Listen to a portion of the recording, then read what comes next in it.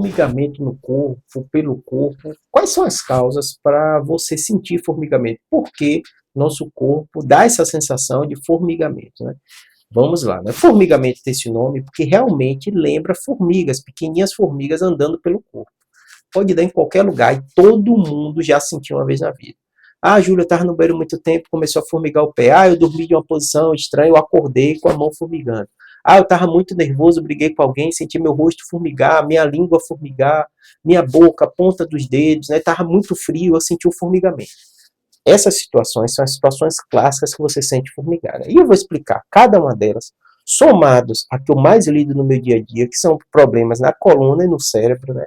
Que vão desde hérnia de disco, que comprime e pode dar o formigamento na mão, se for cervical, lombar, que dá aquele formigamento no pé, junto com a dor unilateral. E o que é que a gente faz para isso?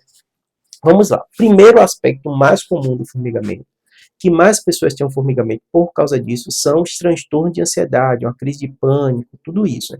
O que acontece? A gente nem sabe explicar o certo, qual o fenômeno, né? Ou o que acontece no nosso corpo, mas é bem comum, nesses momentos de ansiedade, seu corpo dá sinais, sinais somáticos, né? E um deles, né? Além do dor no peito, às vezes falta de ar, o paciente sente formigamento. E normalmente ele fica muito desesperado porque ele sente essa sensação do formigamento como se ele fosse desmaiar, e como se ele tivesse no AVC. Então, imagine o contexto, né? Você está numa crise de pânico, você está ansioso, você está nervoso, um monte de situação na sua vida faz você ter isso, né? Um burnout e tal, e você começa a formigar. Abre o desespero do paciente. A gente, médico, que está vendo esses casos, a gente vai abrir o leque de possibilidades. Esses formigamentos, que o termo técnico que a gente usa, são parestesias, né? Parestesias, né? Essas parestesias, né, elas têm uma relação muito potencial com a coluna e com o cérebro. Então, sempre que a gente tem essas parestesias, a gente vai ficar muito preocupado se esse paciente não está tendo AVC, se esse paciente não tem doença desmelinizante, esclerose múltipla, se não tem hernia de disco e tal. Só que o contexto faz a gente saber diferenciar um do outro.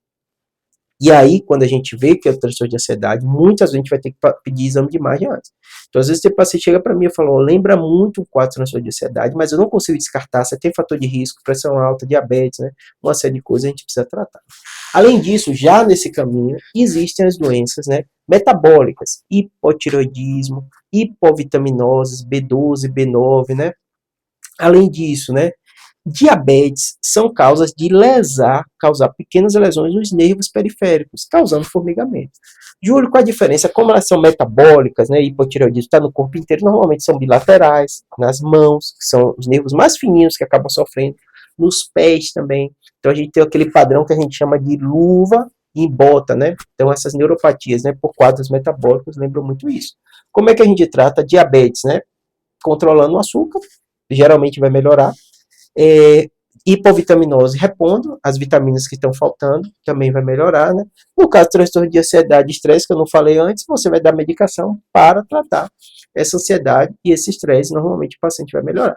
Vamos seguindo, né? Seguindo para a coluna cervical, você pode ter uma hernia de disco, às vezes a gente dá remédio para o paciente ter uma compressão, você vai melhorar a redução de peso, atividade física e tal, você dá um remédio para enganar o cérebro e o paciente continuar não sentindo dor. Ou às vezes um anti-inflamatório também para desinflamar. Tanto coluna cervical, que pode acontecer uma compressão, comprime o nervo, e esse nervo manda mensagem para o cérebro que alguma coisa não está na mão, não está boa na mão, e você sente formigamento. Se for na coluna lombar, geralmente vem acompanhado de dor, você sente o formigamento também.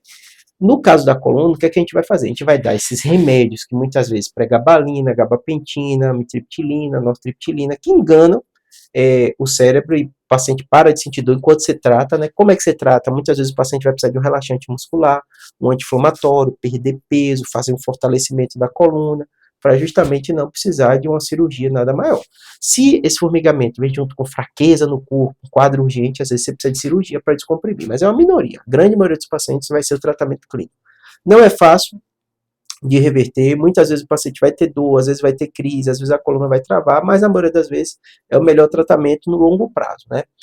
Lembrando que, além disso, pode ter no cérebro, tem uma área no cérebro que é responsável pela sensibilidade. Então, as doenças desmielinizantes, né, que inflamam, como esclerose múltipla, podem inflamar a área do cérebro responsável pela sensibilidade, ou até da medula, responsável pela sensibilidade, e também são causas, né?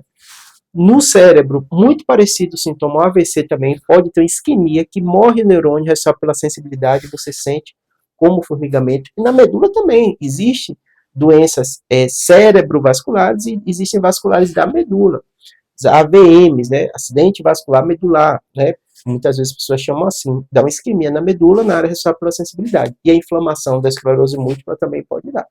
Então perceba que tem muita doença que pode dar, de causas diferentes, mas o médico, ouvindo sua história, vai tentar identificar, dependendo da sua idade, fator de risco, um paciente obeso, diabético, não controla bem, o açúcar tal, aí vai pensar lá logo na neuropatia diabética. O padrão, luva e bota, né, nos dois, bilateral, você pensa, não, ele tem obeso, muita dor na coluna, e aí a perna dele está toda formigando. Você vai pensar o que? Coluna lombar.